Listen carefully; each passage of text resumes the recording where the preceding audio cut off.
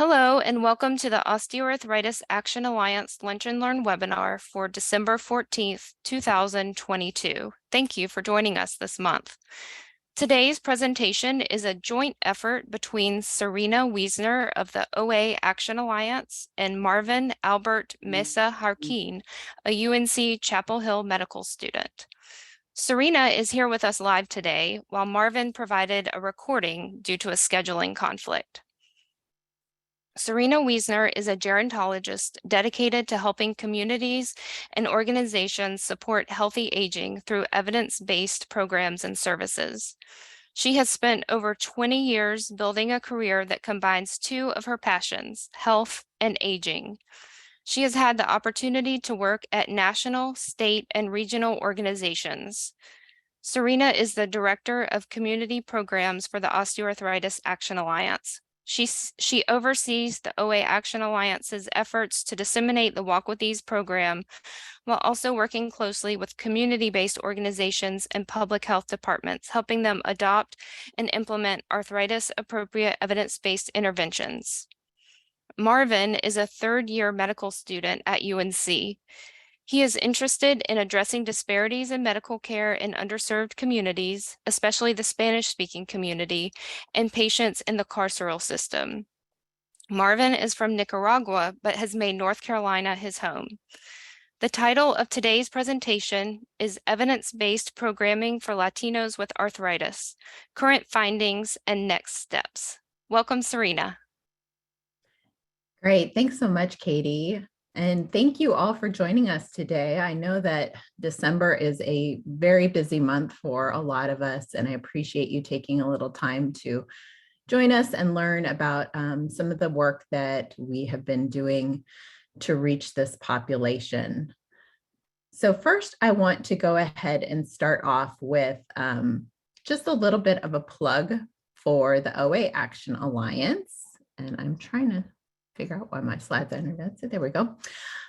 For those of you who are on the call and aren't familiar with the OA Action Alliance, we are an organization, a national organization that is committed to elevating OA as a national health priority and to promoting effective policy solutions that aim to address the individual and national toll of OA.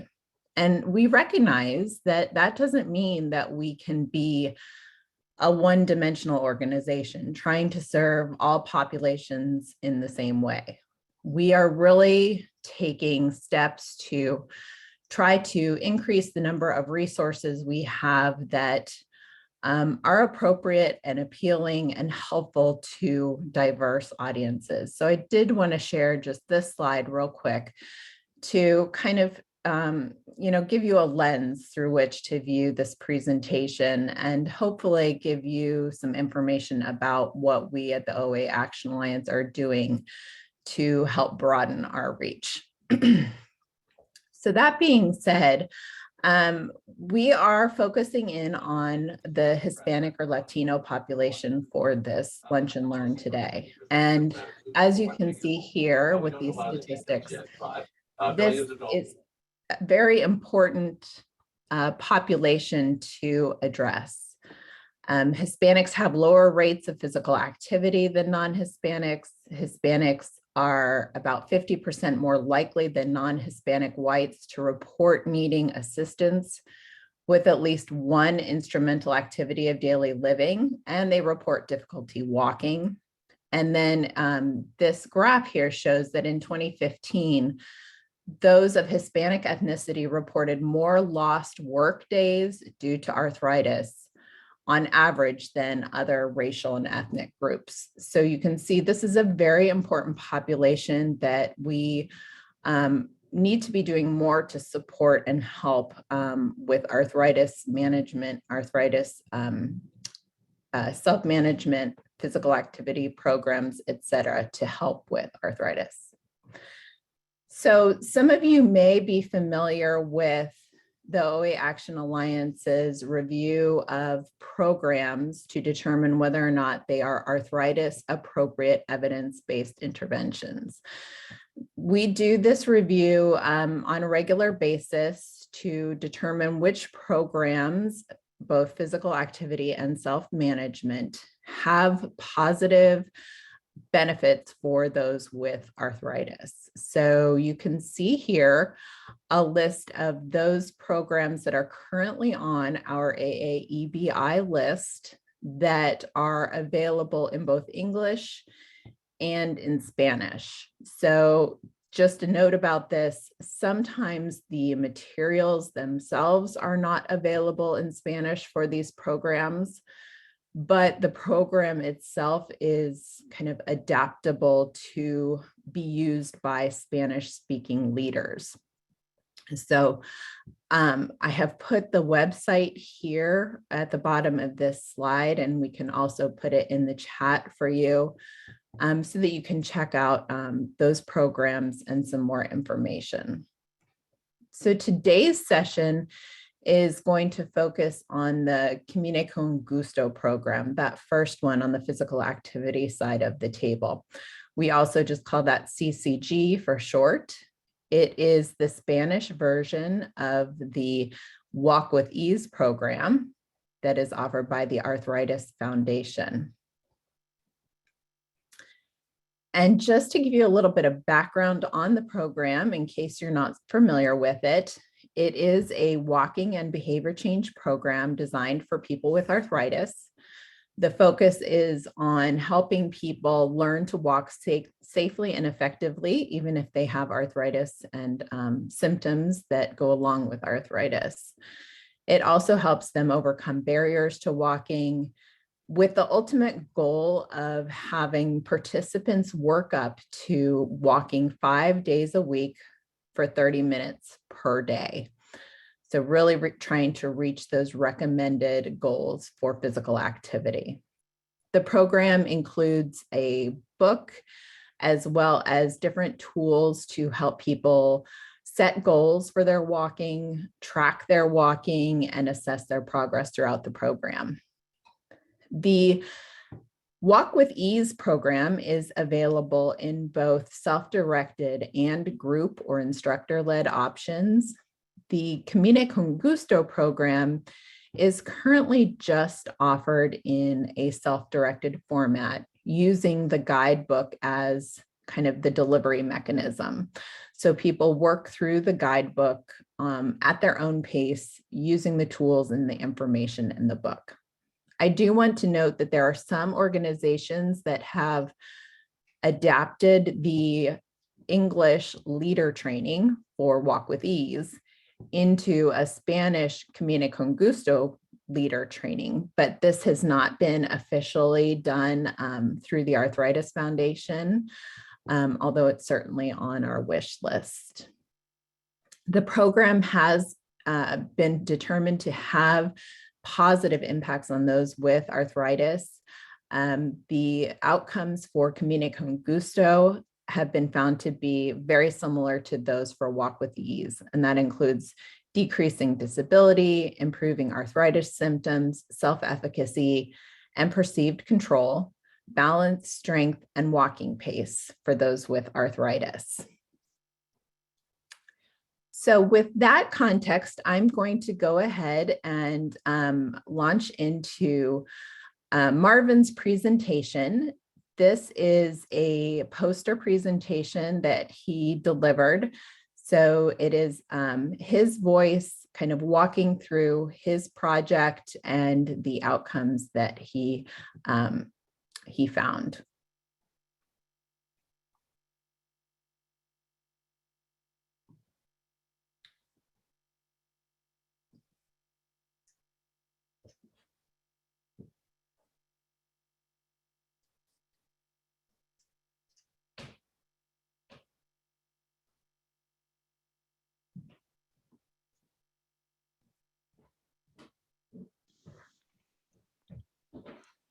So we know that arthritis can be a very devastating disease as it can affect people's mobility, people's ability to exercise, and their ability to live pain-free. The consequences are that it can lead to physical deterioration, weight gain, isolation, depression, and a host of other comorbidities. And arthritis is paradoxical in that a healthy amount of physical activity can help manage pain symptoms and prevent people from decompensating physically, while too little or too much exercise can exacerbate the symptoms. Now, a few programs have emerged as a result, including Walk with Ease and its Spanish version, Camine Con Gusto, which, by the way, translates back to English as Walk with Delight. But anyway, the issue is that not enough people know about Walk with Ease and Camine Con Gusto, so our goal was to study how organizations learn about and disseminate evidence-based programs such as Walk with Ease and Camine con Gusto. As you may have guessed, the target population of Camine con Gusto are Spanish-speaking community members. For the methods, we interviewed 9 organizations across the state and some outside of the state. Most of them served Spanish-speaking people. We initially had a sort of script or guide to conduct the interviews, but in reality, the interviews became more of a conversation, especially those conducted by Serena and by Dr. Soto. The purpose of the interviews was to explore the 5 different stages of the diffusion of innovations theory, and we use qualitative analysis to explore and isolate the themes that emerged from all the interviews. Now, in simple terms, the diffusion of innovations theory is a sort of process that occurs when people adopt a new idea, a product, or philosophy, or whatever. The thought is that initially only a few people are open to the idea, and then through word of mouth, or in our era of the internet, social media, or even ads, then more people become more open to this idea until a sort of critical point is achieved. Over time, the innovative idea or product becomes diffused among the population until something called the saturation point is achieved. There are 5 stages in the diffusion of innovations theory. The first one is the knowledge phase, or knowledge stage, my apologies. During this stage, individuals are exposed to innovations but don't really have all the complete information. During the second stage, which is called persuasion, the individual becomes interested in the idea and then seeks further information. In the third stage, which is the decision stage, individuals mentally prepared or mentally apply the innovation for present or for future situations, and then they decide whether or not they want to try it.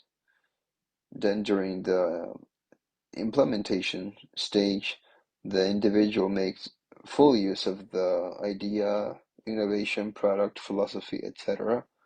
And then in the fifth and last stage, which is the confirmation stage, the individual decides to continue the use of the innovation. Quickly looking at the results from our study, we realized that the organizations we interviewed were very diverse and served all different types of communities. Some were in state, some were out of state, and we were very pleased to see that all of them served minority groups other than Latinos.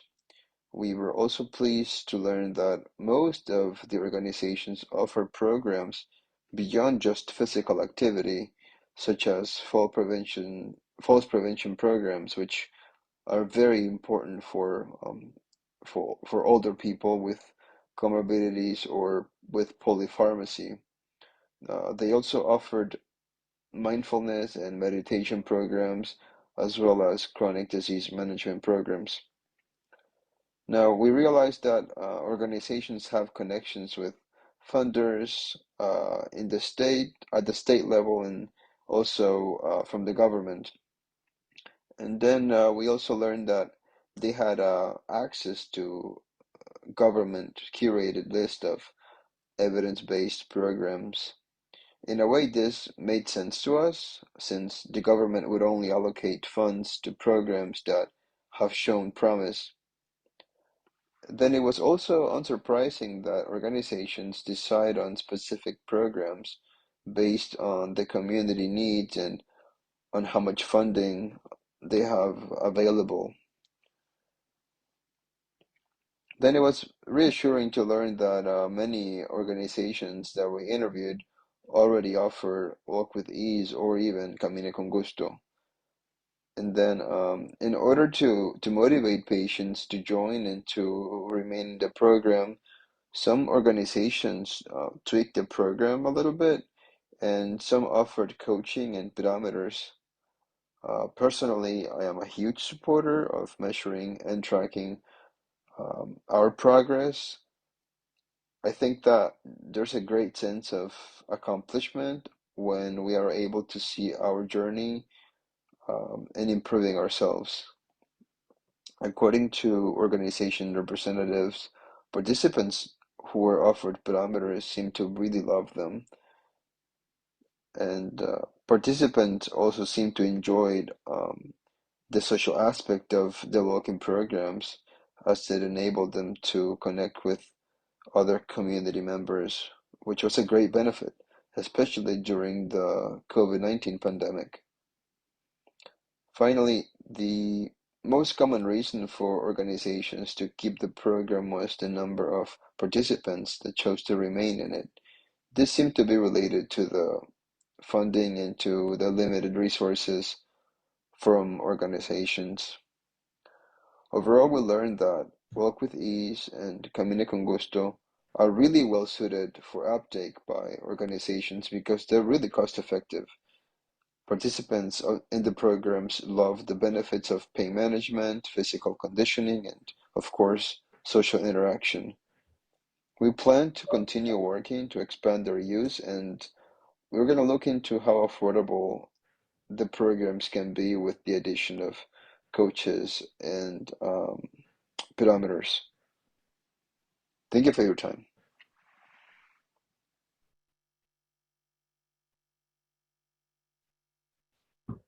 Great. So as Marvin described there on the last slide, we conducted these interviews with a number of organizations, with 9 different organizations, and he summarized a number of the findings specifically about programming in these community-based organizations and the reach of the programs, why they chose those programs, and why they chose to continue those programs.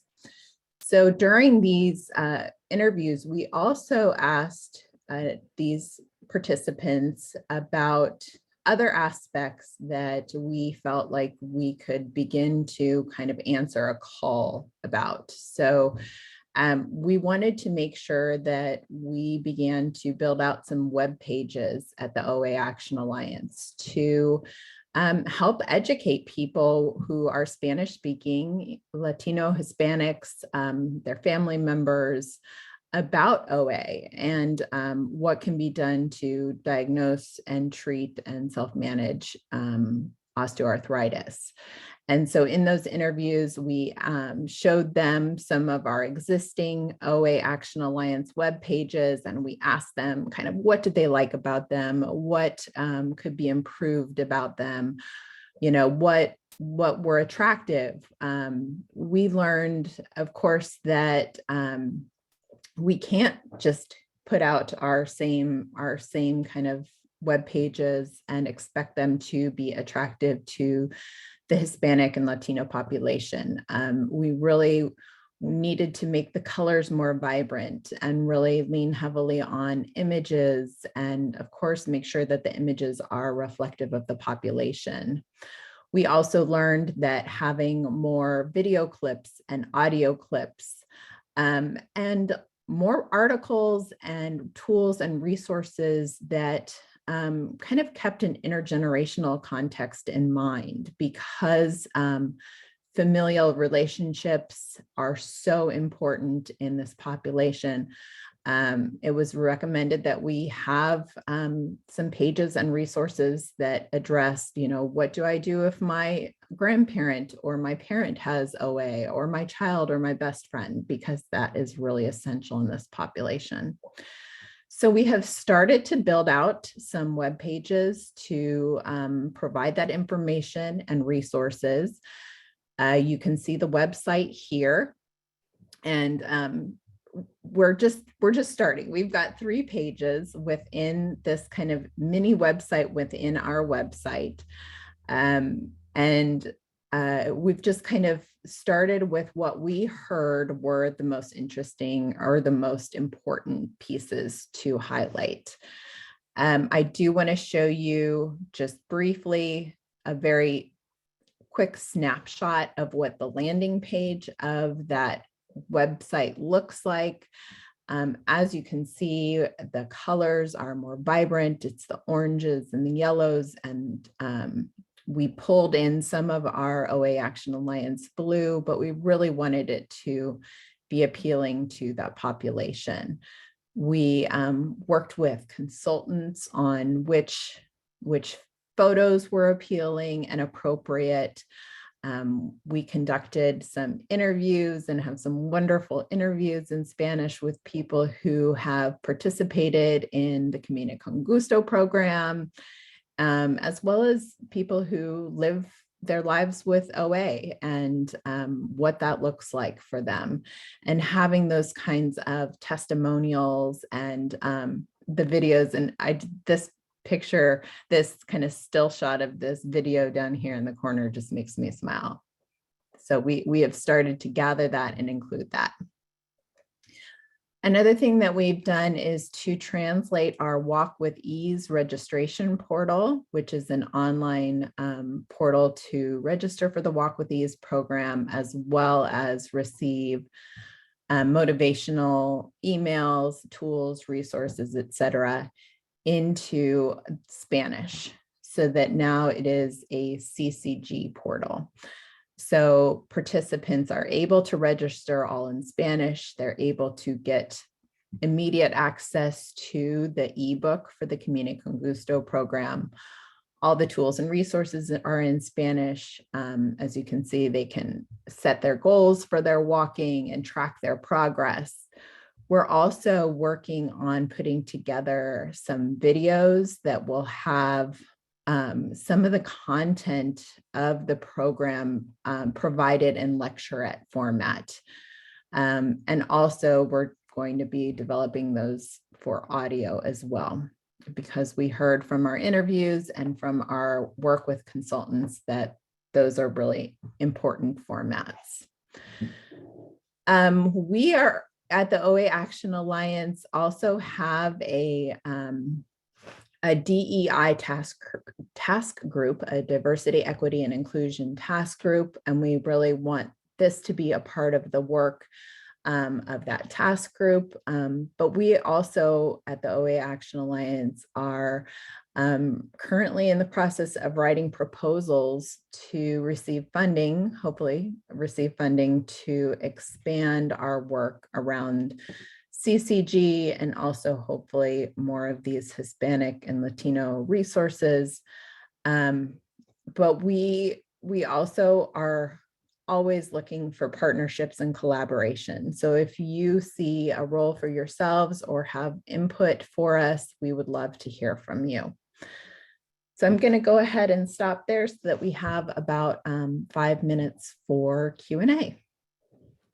Thank you so much, Serena. And we also appreciate Marvin taking the time to share the results of his work and record that presentation.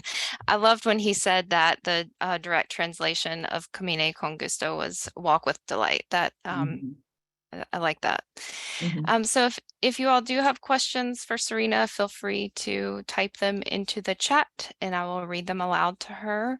One question I had, Serena, was related to kind of the finding that Marvin mentioned about the importance of social connections that the participants identified, and the fact that, you know, the CCG program is technically self-directed.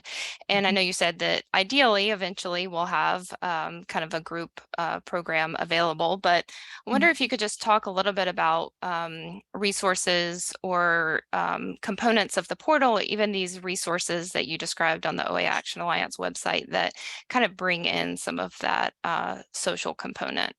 Mhm, mhm.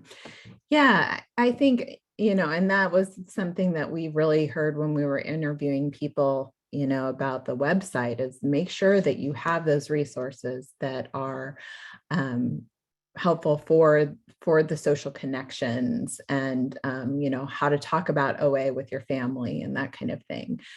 The self-directed CCG program actually lends itself really nicely to doing in kind of a group format, almost like a self-directed group instead of a self-directed individual. It's definitely a program where, maybe people want to do kind of the reading within the book on their own time at their homes, but could get together and walk together and maybe use some of the information in the book to kind of jumpstart some conversations around walking and around the role that physical activity plays in our lives. We are actually currently in the middle of a pilot to pilot that CCG portal. And we have over 70 people registered for it. And one of the things that we did was to encourage people to share that registration with their family and friends and to do the program together. Because that's actually an important aspect of them not only registering for the program, but completing the program as well. And probably maintaining their physical activity. I can imagine having that Absolutely. social support would be helpful. Absolutely. And that's one of the things that we're hoping to find with this pilot and some of the additional work we're proposing is, what components or what resources really do facilitate that program, that maintenance of physical activity over time. That's right. Easy to do something for 6 weeks, but harder to maintain that over 6 months or after a year. Absolutely. And harder to maintain it in the face of challenges, health challenges, social challenges. And when you have that support system, it makes it much easier. Yeah. Great, thank you. We do have a question here. Are the Walk with Ease leader training materials in Spanish available to share? I can see if they are. It's our colleagues at Oregon State University Cooperative Extension translated them for their use. I think they may be open source on their website, so I can check on that and we can get back to you. Yeah. If you Google right now, if you Google Oregon State University Extension and Camine Con Gusto, you may find them pretty quickly. All right, thanks, Serena. If there are any other questions, feel free to type them in the chat. I don't see any right now, so I'm going to go ahead and launch today's poll, and I'll announce the January Lunch and Learn. And if any other questions come in, I'll read them out. But for January, we hope you can join us. That's going to be on January 18th, 2023, for a presentation by Frank Keefe, who will present Coping with Arthritis Pain, What We Know and What We Need to Learn. So I hope you can join us for that. I don't see any final questions. So Serena, thank you very much for your presentation, and thank you for working with Marvin to bring in his research project. And appreciate everyone attending today. And we will be sending out an email later this week with the recording and any resources and links to the web pages. Thank you all. Have a great day. Thanks.